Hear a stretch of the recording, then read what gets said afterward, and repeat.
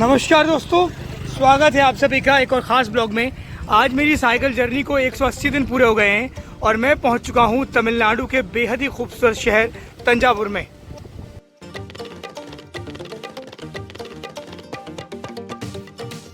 दोस्तों, तंजावुर को कला केंद्र कहा जाता है तमिलनाडु का, यानी कि आर्ट ऑफ हब। और आपको बता दूं कि इस पूरे शहर में करीब 75 टेम्पल हैं छोटे बड़े, और सबसे फेमस टेम्पल है बृहदेश्वर टेम्पल। साथ ही साथ चोला साम्राज्य का गजब का इतिहास है शहर में। तो आज के ब्लॉग में हम तंजावुर के बारे में पूरी आपको जानकारी देंगे, और अगर आप तंजावुर घूमना चाहते हैं तो कैसे पहुंचेंगे इसकी भी मैं सारी जानकारी आपको दूंगा गाइज। तो इस पूरे ब्लॉग को ध्यान से देखते रहिए। और गाइज एक बात और, जिन लोगों ने अभी तक चैनल को सब्सक्राइब नहीं किया है, प्लीज़ प्लीज़ प्लीज़ इसे सब्सक्राइब कर लीजिए। तंजावुर या तंजौर भारत के दक्षिणी राज्य तमिलनाडु में स्थित एक नगर है और जिला मुख्यालय भी है। कावेरी के उपजाऊ डेल्टा क्षेत्र में होने के कारण इसे दक्षिण में धान का कटोरा भी कहा जाता है, यानी यहाँ चावल भारी संख्या में होता है। वहीं ये अपने मंदिरों के लिए जाना जाता है। इस शहर में छोटे बड़े करीब 75 मंदिर हैं और यहाँ का बृहदेश्वर मंदिर बेहद ही प्राचीन और रहस्यमयी है। और दोस्तों, तंजावुर के ब्लॉग में मैं सबसे पहले पहुँच चुका हूँ बृहदेश्वर टेम्पल। और ये टेम्पल इसलिए खास है, 1000 साल पुराना ये मंदिर अपने रहस्यों से घिरा हुआ है। आप भी अगर इसके रहस्य जानेंगे तो जानकर हैरान रह जाएंगे। जरा कल्पना कीजिए, कोई मंदिर बिना किसी नींव के 1000 साल से अगर खड़ा हो तो वो मंदिर रहस्यमयी होगा या नहीं। और कल्पना कीजिए कि उस मंदिर के गोपुरम यानी सबसे ऊपर की चोटी पर अगर 80 टन का कलश रखा है तो वो कैसे ऊपर पहुंचाया गया होगा। ये बात आज तक अनसुलझी पहेली है।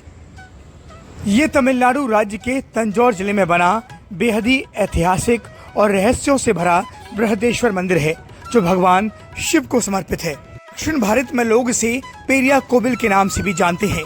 ये मंदिर द्रविड़ वास्तुकला का जीता जागता और बेहतरीन नमूना है। चोल साम्राज्य के सम्राट राजराज चोल ने इस मंदिर की नींव 1002 में रखी थी। इस मंदिर का जो सबसे बड़ा रहस्य है वो इस बात को लेकर है कि संपूर्ण मंदिर का यानी इस विशाल मंदिर का निर्माण मात्र 5-6 वर्ष में पूरा हो गया। ऐतिहासिक तथ्यों में ये बात सामने आई है कि इस मंदिर का निर्माण 1004 में शुरू हुआ और 1010 में खत्म हो गया। इस मंदिर में विज्ञान और ज्योमेट्री का गजब का उदाहरण देखने को मिलता है। इस संपूर्ण मंदिर को ग्रेनाइट से बनाया गया है और ये भारत का ही नहीं बल्कि विश्व का पहला ऐसा मंदिर है जिसे संपूर्ण रूप से ग्रेनाइट से बनाया गया है।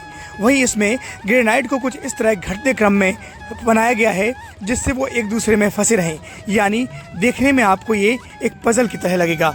इतना ही नहीं, मंदिर के बाहर बना सर्वश्रेष्ठ नंदी बहुत ही विशालकाय है।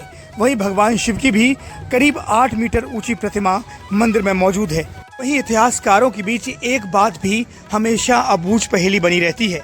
दरअसल इस मंदिर में जिस ग्रेनाइट का इस्तेमाल किया गया वो करीब 100 किलोमीटर के आसपास के इलाके में नहीं पाया जाता।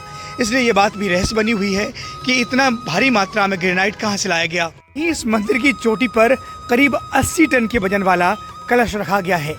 अब इतिहासकार और जानकार ये बात जानकर हैरान हैं कि करीब 80,000 टन का पत्थर ऊपर कैसे ले जाया गया होगा।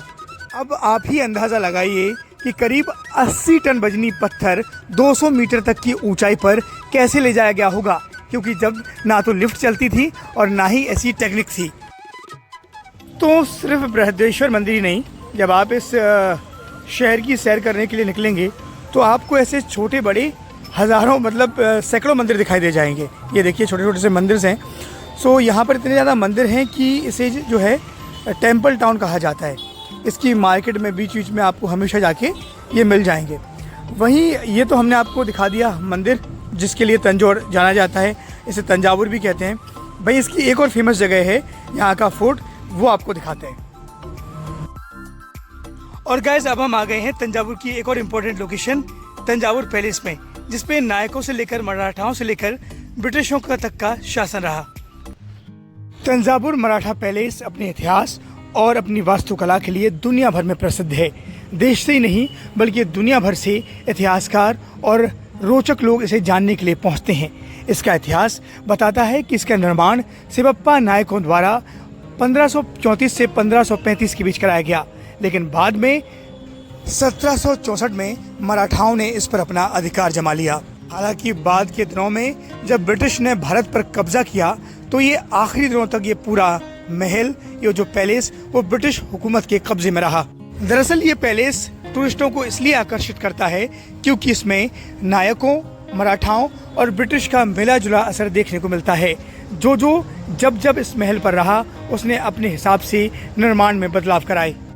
इस म्यूजियम पैलेस की सबसे खास बात यह है कि आप इसके अंदर राजशाही में उपयोग किए जाने वाली वस्तुएं और राजाओं के हथियारों को देख सकते हैं। इसके साथ ही इसके अंदर मंदिर, हॉल और कई तरह की जो रियायती तौर पर इसका इस्तेमाल किया जाता था, वो सारी चीज़ें आप इसके अंदर देख पाएंगे। सो दोस्तों, अगर आप तंजावुर घूमने का प्लान बनाते हैं तो तंजावुर पैलेस को भी ज़रूर घूमें। वहीं यहाँ के प्रमुख मंदिरों में मरियम्मन टेम्पल भी खास है, जो कि सिटी सेंटर से करीब 5 किलोमीटर दूर है। तो गाइज, आई होप आपको ये ब्लॉग पसंद आया होगा और अब बढ़ रहे हैं तमिलनाडु के एक और इम्पोर्टेंट शहर सितंबर की तरफ। सो गाइज, लाइक कीजिए, शेयर कीजिए, सब्सक्राइब कीजिए, क्योंकि आपका सपोर्ट बहुत ज़रूरी है इस जर्नी में। और जिन लोगों ने अभी तक चैनल को सब्सक्राइब नहीं किया है गाइज, सब्सक्राइब कर लो, हौसला बढ़ाओ।